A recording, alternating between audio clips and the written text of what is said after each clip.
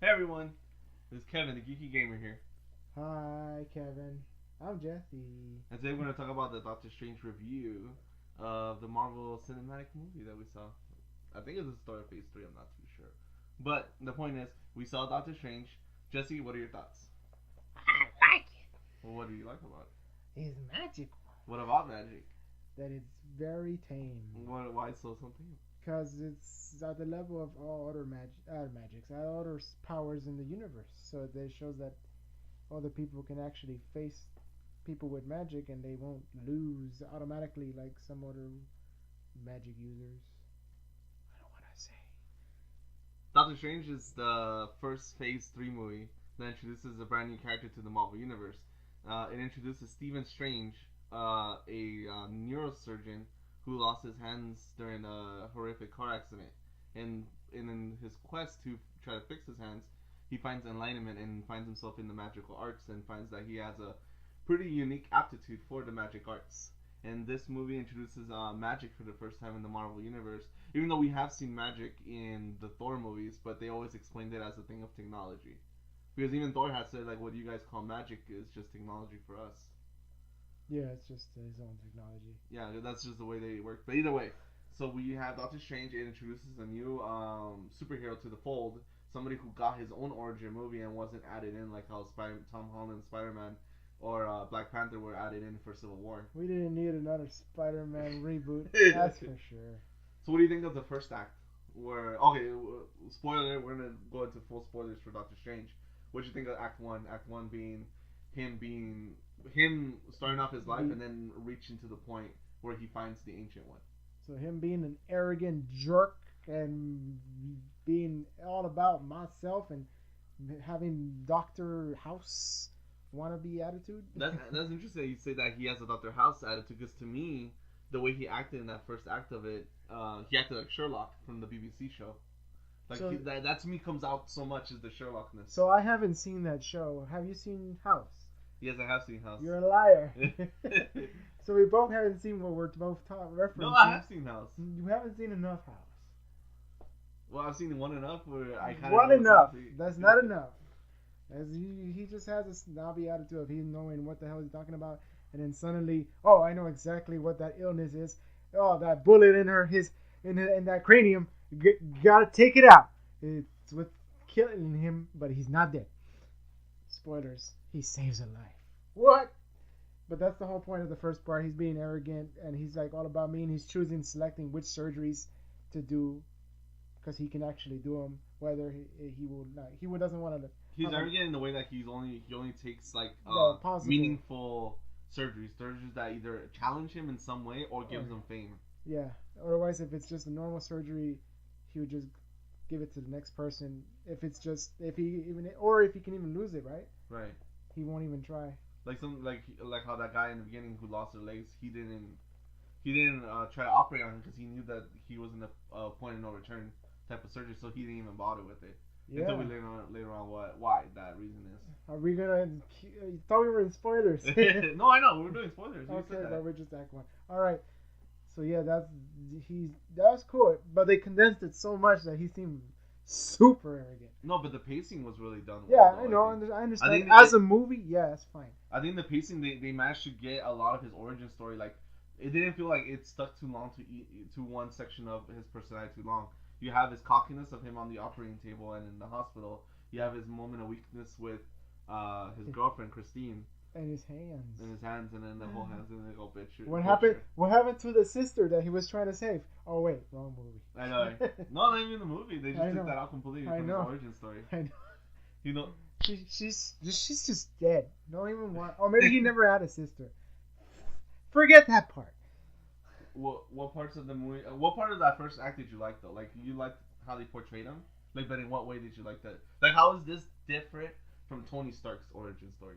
Because a lot of people compare. They're both arrogant. Yeah, exactly. They both start off with arrogance, and then later on they become more humble and they become more powerful because of how they change their attitudes. But like to me, I think Tony Stark was cocky, but he wasn't like cold. In this one, Doctor Strange is cold. Like he literally, like in that first act, he's yelling at Christine, like you tell your girlfriend or your wife that line that he said, it's over. But was they in a relationship? Well, because that's what we're saying. Like He says, "We're not even in a relationship, you slut." That's basically what he said. And she's like, "Oh, you better say sorry." And then you could just watch the movie. It's pretty good. I think he comes from a darker place compared to other Marvel heroes. Yeah, he's. Because think of But it's Steve Rogers. He comes from a place of wanting to prove something. Robert Downey Jr. He's coming from a place that he wants to change his legacy of his family being a weapons manufacturer. Hulk, he comes from a legacy of just trying to do the right thing. He was just trying to do his own thing and let people not bother him. And then you have Hawkeye, who has his like he just is an agent, and Thor, he's just like he's almost like Doctor Strange, Thor, in that they're arrogant because in Thor 1 you find I'm Thor, I get to do what I want. I guess that's why it makes sense why they took off the sister part because that would show him a little bit humble, at least a little bit. So they're just gonna make him look super arrogant, right? And they just took that out, and then humble him through his experience. Yeah, through his experience instead of I'm doing surgery because of my sister, because she had that thing with the problem. I thought some of the best scenes of that Act 1 was him in the apartment when he's him and Christine are talking. Yeah, domestic violence is the best. No, I'm just saying he had some good scenes. Two lines that I liked in that movie was one, "Get out," obviously, because that was such a powerful line when you first see it, and then the second line that I like when he says like he's not getting any better, kind of like that desperation a lot of people have when they're trying to fix their bodies. In a healthy way, but also almost in an obsession. Like he was trying to spend all this money, calling as many people as he can, trying to get loans to fix his hands, and he wasn't getting any better. And I thought that was brilliantly acted. How you could tell that he was frustrated. He's never been in this position where he's lost control, and that goes into the whole second part of the movie, where once he finally finds the answers that he's seeking in Kathmandu in India. He goes to find the Ancient One and the order that they worship, what they call the sanctum. There you go. Yeah, no, 3 sanctums. The 3 sanctums. So then we go into Act 2, which is his pretty much his entire like training of his magical art. Magical art, dimensions, understanding, all that stuff.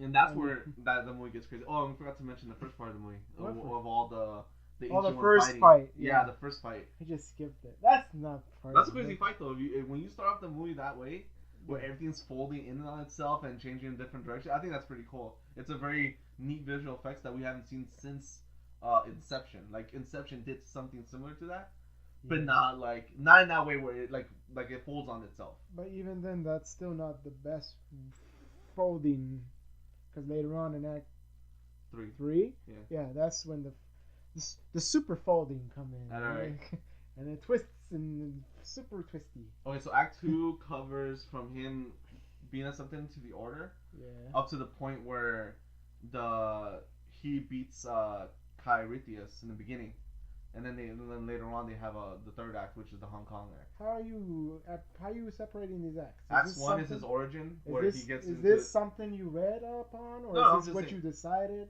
No, Act 1 is his beginning part. Act 2 is his journey, and Act 3 is the finale. So you're just going upon the way books are structured. Yeah. Yeah, all right. Okay, so Okay, so Act 2, what did you like about Act 2? Act 2 starts off with him finding the place. Yeah, find the place. How did you like the actor who played Mondo? Mondo. Well, he's also the guy who played 15 Years a Slave. He was the main lead in that movie. Cool. And in this movie, he takes a secondary approach. He's a side character in this one, but he's a main second character. Yeah, cool. I haven't seen him in that movie because I haven't watched that movie. No, but what do you think of his acting in this one? Well, it's pretty good. He's almost like the character that just like, oh, you didn't know? Let me tell you about it. All right. Yeah, so that's the line that he said in the beginning, like, I used to be like you, disrespectful. He's like, hey. All right. No, but yeah, he's the character that just pretty much, here, this is why you don't know, audience.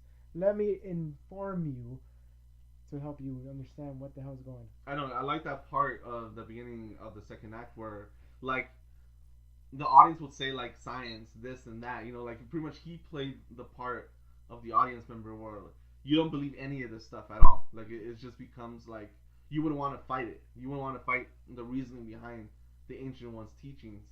How they were saying, like, I saw that in the gift shop. Like, the pictures of the chakras, the picture of acupuncture, the picture of MRI scans, Yeah. and she's trying to tell him that yeah, like these are all still true, except you have a bigger picture that you need all these parts in order for it to fully understand. And then we have that whole trippy scene where like he's literally going through galaxies or something. It looks like he's going through the what's it called?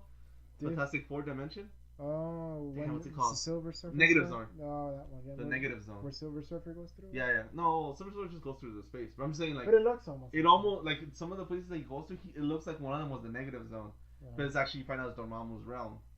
Oh, you mean that one? Yeah. Yeah, the purple realm. Yeah. So we go through the second act where he comes back from the experience, Uh-huh. and he's like, "Teach me," and she says, "No."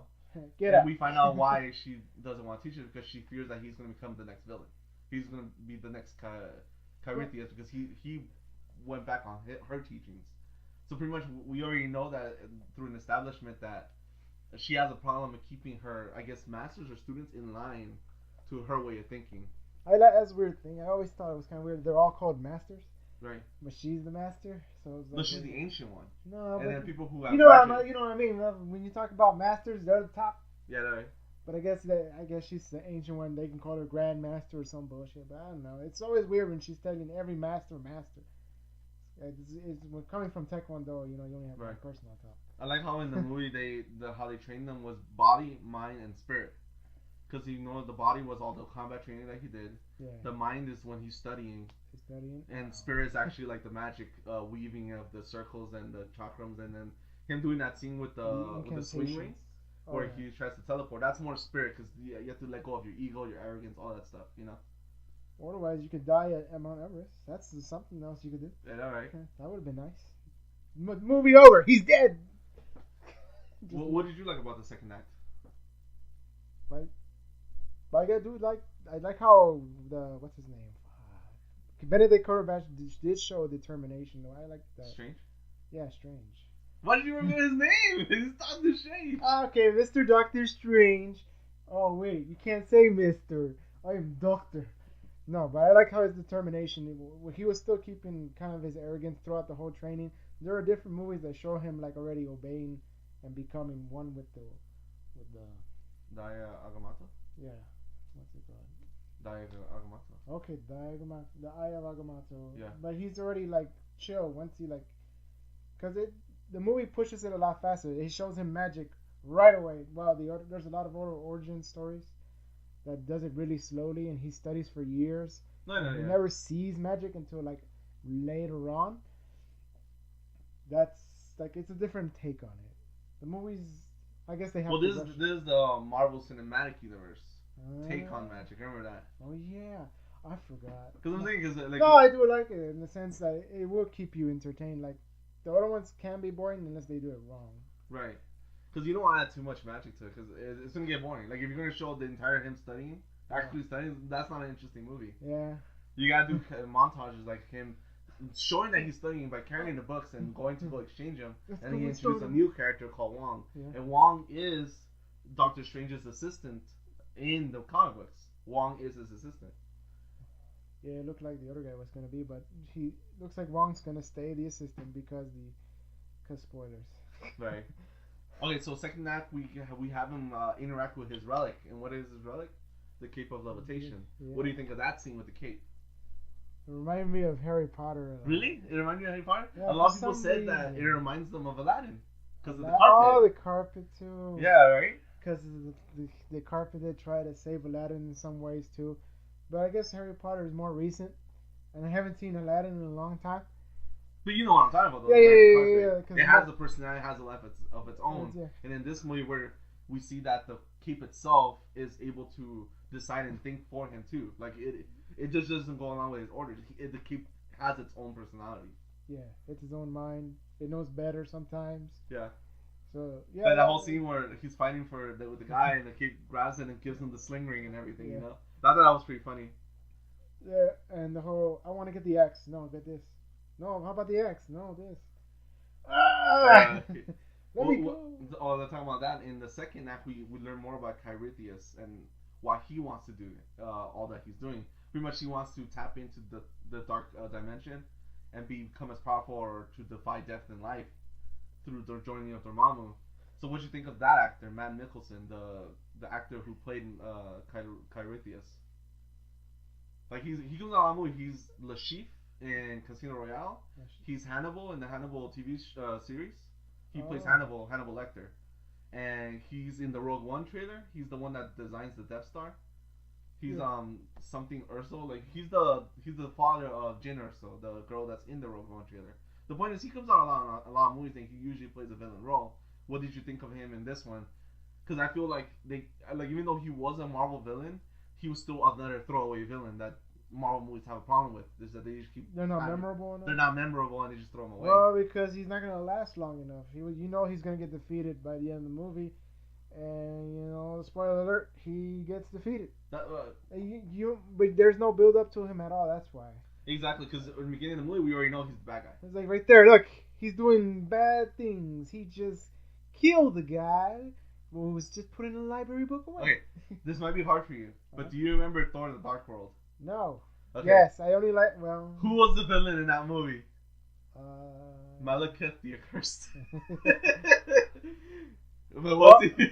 He was the villain in that movie, and Loki just stole the fucking show. Yeah, but they were having fun because had to work together, and they had to.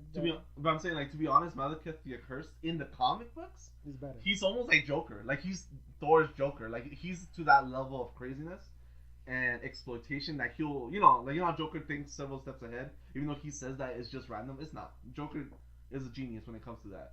Malekith is just the same way, but in the Thor movie, we didn't get that at all. He just felt like Chirithus, like just that. It's just a throwaway villain. But we know that he's not the main villain of the movie. What did you think? Okay, let's not get there yet. Let's go say that for Act 3. What did you think of the costume? Because the costume is what we get in Act 2. You see him with the cape, you see him with the blue garb, and you see him with the Eye of Agamotto. What do you think of that costume? And then he's all like, "I'm fabulous." Yeah. No, it looked good. It wasn't shown in the trailers. It was already it's not a spoiler. It was in the trailer. You see it. Yeah. It looks good. You like that costume? It's not bad. Why do people hate it? No, I was just wondering because if you were to look at the comic books, yeah, it looks different. No, he has black trousers or something. Yeah, exactly. Weird, this one, his entire garb was. It almost looks like a utility belt. He almost has, right? I think. No, he has a turban. A turban. Yeah, that's right. Because remember, because they're what do you think of how they portray costumes for sorcerers in this? Because in this, it's not like Harry Potter. It looked like that's monks. Gowns and stuff. No, this is more like monks. Yeah, exactly. Yeah, they look like monks, and that's fine. Where they were, I guess it fits the situation. It's a more modernized area. Yeah, because I felt that it went well with the setting of it being in India. I like those scenes where they are in India, but then they're wearing those orbs, and then they go to England and they're running around the street. Oh, the Sanctum, yeah. I feel like no one told these people on the streets they're gonna be running through there, and like, oh, okay, that's just normal. Like 15 people running Indian robes. Okay. Like okay. Yeah, and also I feel like in India, I felt like they were walking through and they didn't get permission to record or anything. So when Doctor Strange is walking through the crowds, everybody's all like, "What's this guy?" I know, right? Yeah, and it felt like a very guerrilla filming because the camera was always kind of shaky. I felt like they didn't get permission, which is funny though. It's still funny. It's still great. That was an Act 1 though. Let's go back to Act 2. No, but I just want to say that I like the costume. I just felt like the blueness lacked something. I think it lacked the light blue. You notice Doctor Strange's costume, his comic book version, is blue with light blue patterns, black pants, yellow gloves, red cape, and the golden medallion. What about Marvel vs. Capcom 3? That's the costume. That's the one. That's the one I'm talking about. I just feel like. Isn't there like a little bit? I just feel it's too much blue. Isn't there a little bit of yellow somewhere there too? Yeah, the Eye of Agamotto. But more yellow. Yellow is the gloves. Yeah, the Eye of Agamotto is almost dark black. But and then the gloves are yellow. But at the end of in Act 3, he gets the gloves. Remember? No. No, I'm saying he wears gloves in general. This character wears gloves in the comics. Yeah, because he's trying to hide the scars of his hands. And then at the end of Act 3, we see that he gets gloves. I forgot that. With Thor. When he's talking to Thor. Oh, yeah, he was playing. He has gloves on. Oh, that's not the end of the act. That's epilogue. No, okay, I like the costume. There's two things that bother me. One, I think it's too much blue. Too much dark blue. They needed something to contrast that blue. Well, let's try to modernize it, and we don't really wear a lot of fucking colors like And that. three, Whoa, I cursed. Sorry. and three, I felt like the medallion could have been brighter. Hey, look, I spiked the mic. The medallion could have been brighter. Yeah, it could have been more yellow. Yeah, like I feel like I don't want like it was fine because I didn't. But I don't see want it. them. No, but I'm saying like I don't want them to go down that dark palette that has ruined the DC movies. You know what I'm saying? I couldn't see it the whole time. He was supposedly having it on his chest the whole time. I didn't see it anymore. Like it's too dark. Yeah, it blends in with his blue. Have you seen the new Wonder Woman trailer? Her costume in the Wonder Woman trailer is already way lighter, like way brighter in color than it is in Batman vs Superman. Oh yeah, they took it into After Effects and brighten it up. Brighten the hell out of it. Okay, I guess we might be a little too loud. Okay.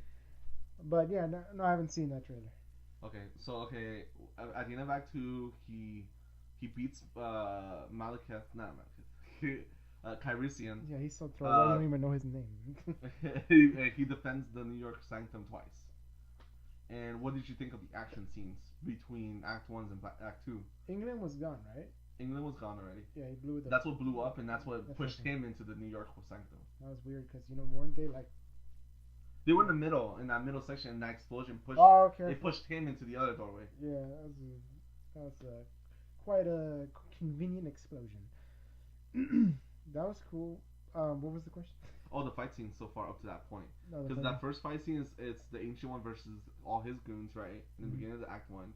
Yeah. Act 2 of fight scenes, it's him defending the New York Sanctum from Kyrician and his two apprentices. It's always fun to see the characters not knowing exactly what to do in fight, so it's it gets kind of silly. I always enjoy those times, like fish out of water scenes where they're trying. Kind of like when he went to the hospital after he got stabbed. Yeah. I always what did you think of that then? When they're fighting in the ghost form, and she's trying to operate, and like things are just moving around her. She doesn't know what's happening. But when you go into the astral plane, you see them fighting. Yeah. And then apparently electricity enhances your explosion. But it's just like shock me again, and then just blow him up to existence. So that I don't remember that being part of the astral plane about your physical self getting. Oh yeah, it just has some effect in it. You never know. Okay, well that's cool. Because Doctor Strange in the comics, he does a lot of things. He does so many things. It's not even crazy. It's not even crazy. I mean, it is crazy. Yeah. Like, he even teaches what's her name, Magic from the X-Men, the girl that has the magic powers. She has a sword and she's the little sister of Colossus. She's like a demon. Like her magic is based on the demon realm. I forgot her name. Magic, Magick. Oh, Magic. Yeah. Isn't that? Anyways, in the comics, he trains her to control her power a little bit more because her X-Men DNA apparently lets her control magic. Something that's taken him years to do, you know. But the point, okay, whatever. The point is, throw that out the window. At least it's under out of control. Okay, so let's go Act 3. Act 3 is our big main fights, Dormammu, all that stuff.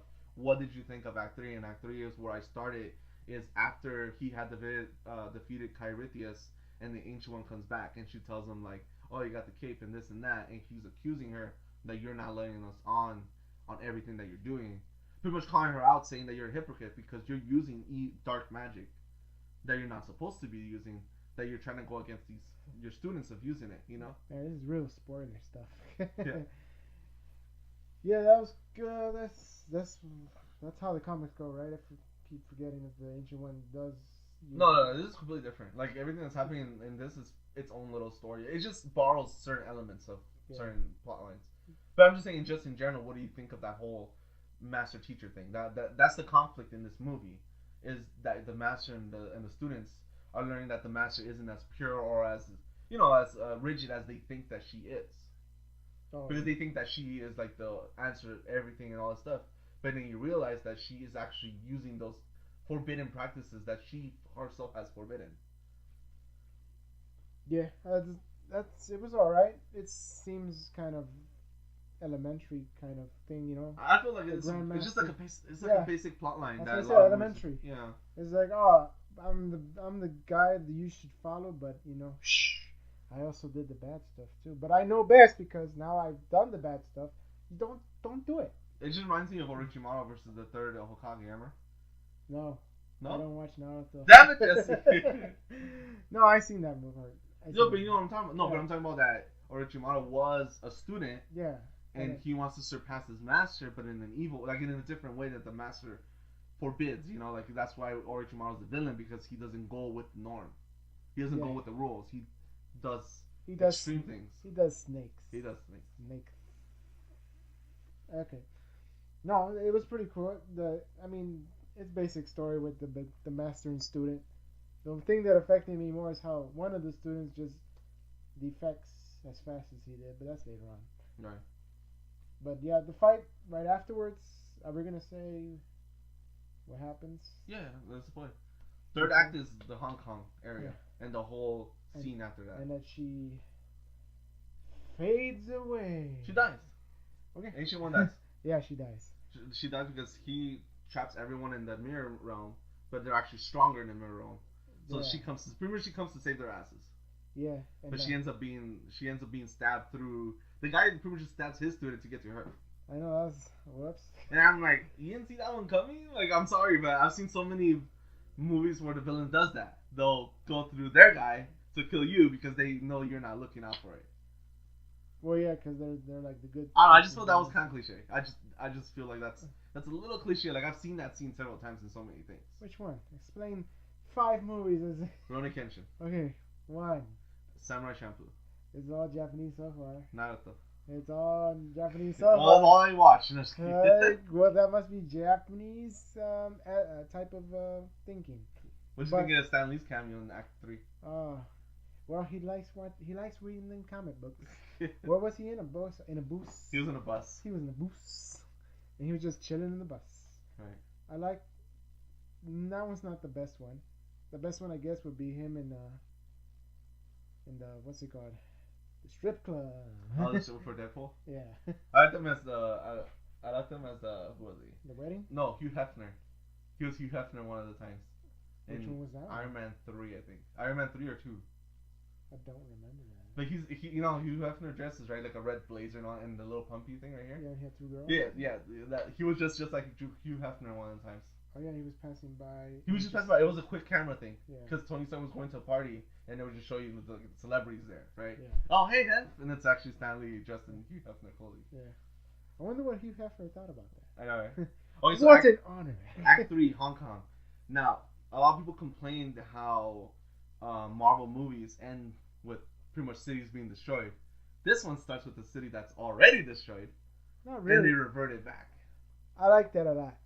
Well, you forgot. I thought it was very interesting effect though, where they're trying to dodge all this stuff when everything's being returned. Instead of dodging explosions, they're trying to dodge inverted explosions. Exactly. So they're trying to dodge restoration. I thought it was funny. That lady got stuck in the fish tank. Yeah. And she got hit by the manhole cover that had blown off, but came back on. Yeah. That was kind of funny. I like that. You know the fight was happening, and they were still talking about it in the background. But when they got there, the fight was done. Yeah, exactly. But then he did something with his magical fingers. With Ayagamatsu. Yeah, at the time. FYI, it's an Infinity Stone. It's a time gem. No. It's the time gem. No, it's magic. The time gem. It's magic. Anyway, yeah, so he ended up using it to rewind time of the whole city. That's why it's that powerful. Well, at least that section, right? What do you think? How do you think this plays out with the whole Infinity War? Do you think Thanos is gonna challenge Strange for that time gem, or do you think Thanos is just gonna hire someone to get that time gem for him? I think they're just gonna go like, "Hey, I'm your new apprentice. What's this? Cool, bye." Yeah. I don't think that Thanos is just gonna come up to them and say, "Hey, that belongs to me. Give it back." And then, what are you doing? What are you doing? So yeah, I don't think Thanos is gonna do all that stuff himself. I think he's gonna come with the glove already. The only thing I found weird in that third act is that you know how he's rewinding time? Yeah. And then Kyrithus and his apprentices somehow just managed to get out of that time loop by themselves. Remember? Oh yeah, they start loop. I guess they start kind of moving in their bodies and then turn around completely. Yeah, you could just play it off because they say they use the dark energy to get out of it. But I guess that works. Because you know how he ends up screwing over Dormammu. He didn't really put. So did you like that Dormammu was introduced in this first Doctor Strange movie? Yeah, he wasn't. And you think he's gonna be back? Well, he gave his swore promise that he wouldn't. So I'm glad that he will never come back because he's quite powerful. No, he'll be back. Of course he'll be back. Okay, just to clarify, Phase 3 is started with Civil War. Then is Doctor Strange. Then is Guardians Volume 2. Then Spider-Man Homecoming. Homecoming. Then Thor Ragnarok, which we know. Spider-Man Homecoming. Yeah. So. Oh, you know that? There's a new Spider-Man. Anyways, it's the Tom Holland one. It's the one that got introduced in Civil War. We knew there's a Spider-Man movie coming after that. Yeah, I know. Most likely Tony Stark's gonna be in It's it. not okay. No origins, right? We know. No. Ben's dead. We all know. Gwen Stacy died. No, just kidding. We even. That's another thing with the. Okay, this is turning into a Spider-Man Homecoming podcast. But anyways, do you think are we gonna get Gwen Stacy, Mary Jane, or do you think we're gonna get a completely new female lead, like completely new? Because how can you do Mary Jane from the Tobey Maguire ones, then Gwen Stacy from the Andrew Garfield ones? Like it'll just seem weird because they have. So ignore them both and get Black Cat. Yeah. No, she was supposed to be the next woman. Yes. In the Amazing Spider-Man. Oh, she was? They introduced her in the second film. She was the assistant. I didn't like her. She was the black-haired assistant. That was Selena Kyle. I mean, not Selena Kyle. That's Selena. Batman. What's her name? Felicity. Day? No, Felicia. Felicia something. I don't know this one. Felicia. Okay, Yeah. but I didn't recognize her. No, I know, because no, I watched it with you. Yeah, Amazing Spider-Man 2 with Max Dillon was Electro, right? She's the girl with the black hair. She was the assistant to Harry Osborn. Her name was Felicia. That's why, like, what's your name? Felicia something, and that's the name of Black Cat. Okay, anyways, Homecoming. So, anyways, okay, back to Doctor Strange. Okay, so we had the whole rewind time scene, a fight, which was really good. Yeah. People got stuck in walls and stuff. I thought it was a great scene. Wong got killed, but then he got back, and he's like, okay, don't stop now. Because you just saved my ass. Yeah, he was messing with the time, but I told you not to, but you saved my life, so keep going. Yeah. Wasn't there more people? Yeah, there was a shitload of people. I'm them? assuming they were all in the building. Oh. Because Wong was the only one outside. Oh, he's the only one that went outside? Yeah. So they blew up the building before even getting in, and they all got killed? Most likely. Immediately? Something happened. That's pretty sad. Okay, so and then we go to the next scene where Doctor Strange, he figures out a way to defeat them is by going straight to the source. Yeah. So he flies up to the Dark Dimension. Yeah. And talks to Dormammu. And what happens there? And then talks to Dormammu. And then talks to Dormammu. And then talks to Dormammu. I have a bargain. And he's like, screw you, I kill you. Dormammu, I want to make a bargain. He's like, screw Dormammu, you, I kill. Wait a second, deja vu. Well, I kill you again. Wait a second. So how did you like the portrayal of Dormammu when you finally saw that character? What did you think? At least he had a face. He had a body. He had a whole body, face, everything. Well, he didn't have the lower half since we couldn't see We couldn't see it, but you saw him go like this. Yeah. So we know he has a body. Yeah, or some kind of form. Some kind of... He wasn't a cloud. He wasn't a cloud. He wasn't a cloud, and he wasn't a mist from... What was Green Lantern one? I never saw Green Lantern movie. All I know is that they also did a cloud. Green Lantern was... like jealousy or something, like that was the name of the villain, something like that. Yeah. It was supposed to be like a yellow lantern thing. Yeah, but he was. But it ended up being a cloud. He was like a black, yellow cloud. Okay. Anyways, the point is, we didn't had no clouds. We had a dimensional being. Sure, he didn't look like the comic book version of him being on fire head and everything. Mm-hmm. But I did like how, like, if you look in the background, it looks like he has fire coming off of his head, but it's all like purple dimensional energy, whatever you want to call it. Yeah, he forgot to say power of the creator, power of the destroyer. Oh, but his breath was purple fire, remember? And that is something that is attributed to his character, the purple fire, because even in Marvel 3, he does purple fire attacks. Remember? That's crazy. Doesn't he do a blue one too, though? Yeah, no, I'm saying, but I'm saying that you know, when he does the breath beam. When he got obliterated. Yeah, exactly. That was purple fire, which is associated to his character. Which means the fire is really hot. Yeah. So yeah, he ends up not tricking Dormammu, but just ended up screwing him over in a time loop, pretty much. In a time loop, where they had to relive the same moment over and over and over until Doctor Strange let him go. Yeah. I don't know how that worked. It's more like in his dimension there is no time. That's why people don't die. So he brought time with him. Get it? Because the Eye of Agamotto is the time gem. Yeah. So what he does is just makes a loop because Dormammu doesn't have time in his dimension, so he can't control it. Yeah, I forgot that. Yeah. Yeah, it's timeless, and so he goes in there and puts a little time in there, and has like, here's the alarm. Now reset it. Exactly. The alarm is when I die, reset. Exactly. So he just kept resetting. And he's like, "Let me go, you." I thought it was a clever way of him being like what he is, an intellectual character. He beat him with outsmarting Dormammu. He didn't beat him with some like huge spell, you know, like because usually that's never been Doctor Strange's character to beat people with spells or some kind of ultimate attack. Yeah. He's always looking done, at you, like Marvel vs. Capcom 3. No, I'm saying that he does magic, but it's not to end the conflict. The magic helps him to end the conflicts, but it's not the final solution. But he's pretty smart. Yeah, exactly. Like We're looking at you, Iron Man. Oh yeah. I know, like one's gonna be like, you gotta open your mind more. I was like, yeah, and I have my checkbook. And I have my checkbook and missiles. What do you want? I got everything. Okay, so end of Act 3, Mordo leaves because he doesn't like what he saw. I don't like that. It felt out of place. It's like, oh, I don't like it. You fixed everything, but I don't like it. But come on, what the hell? But I can understand where he's coming from. Because the Ancient One said that his spirit is forged by the passions of his youth. So however he grew up to a T. Like he's like Steve Rogers. He believes in a certain. But it made it sound like, oh, you better teach him the ways, Doctor Strange, because I don't want him going astray. And the first thing he does, I don't like it. I'm going astray. I know, right? It's like they just fixed everything. How are you gonna say I don't like what I did? Because they did it in the wrong way. They did it in a way that he didn't like, pretty much. So he's just a whiny little boy. I know, but it's funny because they were both yelling at each other in Act 2. Remember? Yeah. You have no compassion. At first, you don't have a spine. At first, now he's the one that, oh, I'm the tough guy, and then now like, I don't like it. But I like how that guy's character went through like. It's just the sun. You can't say it came out of nowhere. Like you could see the transition happening. Yeah, but he was still with them to that point, and then they fixed it, and then he's like, I don't like it. That's it. But you could tell even as soon as the Ancient One died and he returned, he was still shaky. You could tell that he wasn't even blaming the Ancient One for everything that had happened. I think he should have left right there. Yeah, that's true. Not after the fight. I know, right? He should have joined them and then ran away like a wuss. But then, it would have been better if he ran away while being on the bad side. Right. Because he still wasn't using the dark power, so he wouldn't get sucked up. Because whatever he did in the Dark Realm. Right. Yeah, so he would have escaped, and then that would have made more sense to me.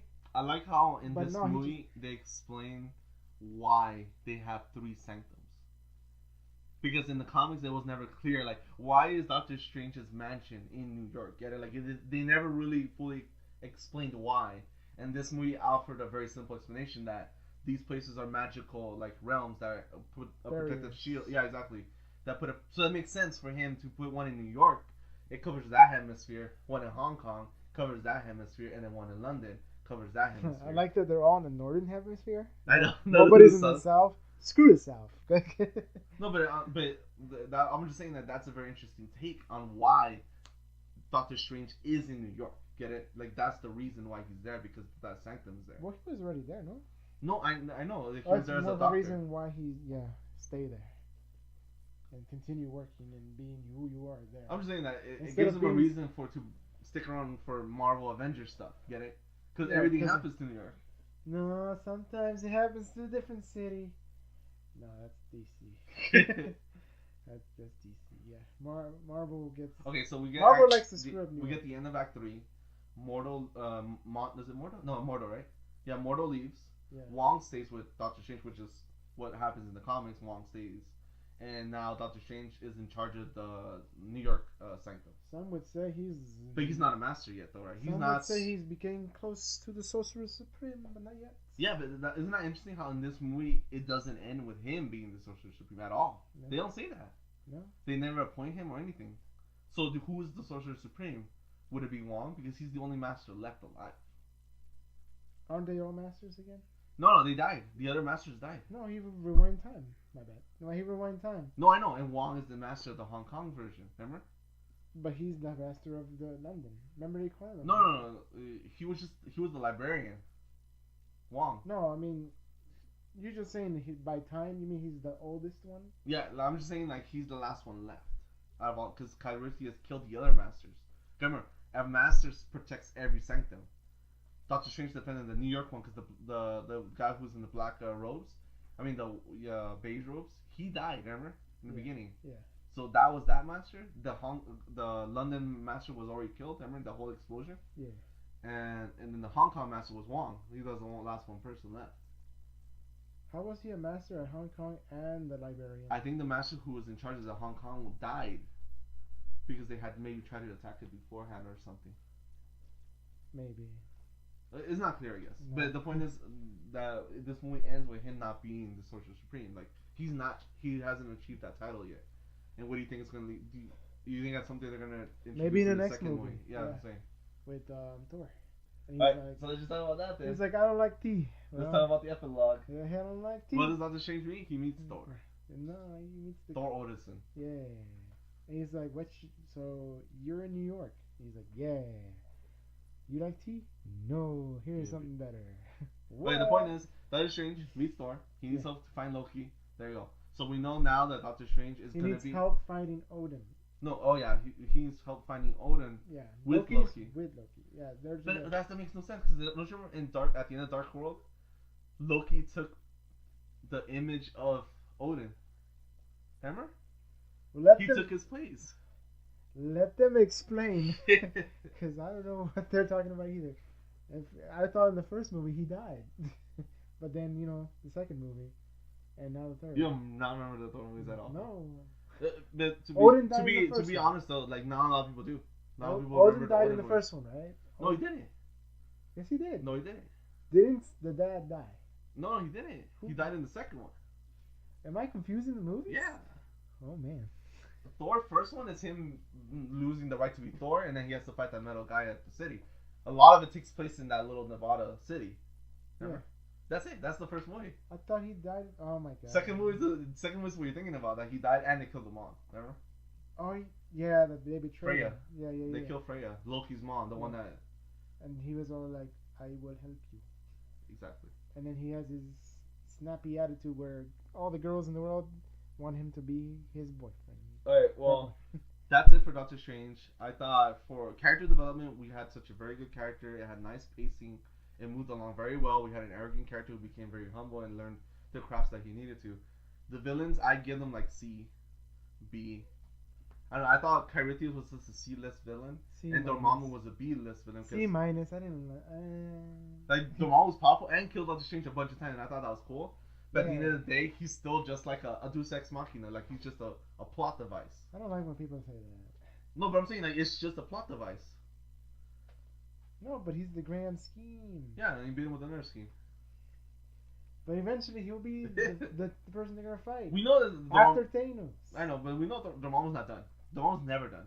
He never just gives up a dimension. He's gonna come back at some point. Yeah. And for the characters, the other side characters, I give the other side characters like an A, because I really liked Mordo, the actor who played Mordo. Wong was awesome. The girlfriend was awesome. And the ancient one, played by Tilda Swinton, was really good. I thought all those characters were really strong characters. When most of the time you don't have that much of a strong lineup for origin movies. Because look at Captain America. Who were the strongest characters in that movie? Steve Rogers and Peggy Carter. Yeah. That's it. Tony Stark. Who were the strongest characters in those movies? Penny. Him, Peggy, and sometimes with Black Widow, and that's it. Like they don't have a good. I'm just saying that Black they don't Widow have wasn't in the first one. Huh? Black Widow's in the first one? She's in the second one. That's not Origins no more. Get out of here. No, but I'm saying that they don't have such a strong cast. Okay, do you realize this review is almost as long as the movie itself? No, it's not. But anyways, I give Doctor Strange 2 thumbs up. I give it a cinnamon out of toast. Alright then. Well, that was me and Jesse's review of Doctor Strange. Let us know what you think. Follow me on Twitter at Superior2099. And I'll talk to you guys later. Wrap it up. Playing you off. Geek out!